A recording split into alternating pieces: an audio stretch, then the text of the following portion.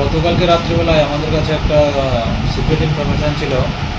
তুলাবাড়ি এলাকাতে সাধন বর্মা এবং তার ভাই মদন বর্মার বাড়িতে প্রচুর পরিমাণে গাঁজা মজুদ আছে। তো সেই ব্যাপারে আমাদের পুলিশ টিম সেই বাড়িতে সার্চ করে তাদের বাড়ি থেকে 48 কেজি শুকনো গাঁজা উদ্ধার করা হয়। বস্তার মধ্যে সিলিংয়ের উপর স্টোর করা ছিল। কাউকে কি আটক করতে পেরেছেন? আমরা সাধন বর্মা এবং তার ভাই মদন বর্মা দুজনকেই অ্যারেস্ট করেছি এবং তাদের বিরুদ্ধে একটা NDPS ধারায় মামলাও হয়েছে। তাদেরকে আজকে কোর্টে পাঠানো হচ্ছে। এই শুকনো গাঁজার বাজার মূল্য কত টাকা হবে? আর অনেক প্রায় 2.5-3 লক্ষ টাকা।